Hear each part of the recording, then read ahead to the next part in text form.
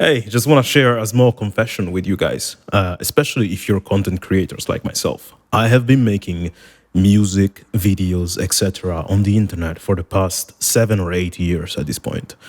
And I have a good degree of healthy self esteem, I think. But every single time I have to start a new project, be it a new piece of music or a new video, there's a voice in my head that goes something like, oh, this is the one where they're going to find out that you're not that good.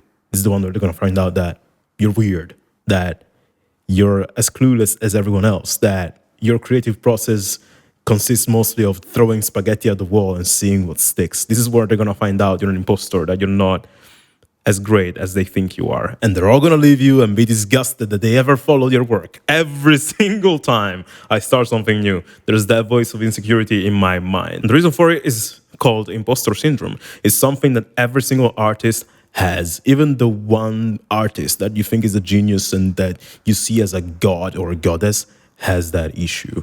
The human mind was not built to have or deal with the level of attention that we get on the internet nowadays when we become very successful, especially. So if you feel like that whenever you have to start something, just know that it's okay. It's part of the process. And in my composer career, one thing I've noticed is that the ideas that I feel the least confident about sharing, the ones that I feel have already been done, that are not very good in terms of quality or not interesting and all this stuff, to me, often end up being the most popular ones I put out there. It's not up to us to decide what is good and what is not. Our role as creators is just to create and put our stuff out there and hope it finds the people it was meant for. And if it doesn't, that's fine.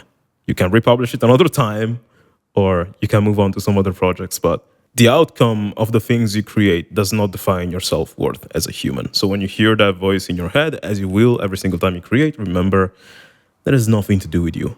It's just your brain not being wired to deal with what we deal today. And I don't know if there's a solution, but at least you should know everybody goes through that.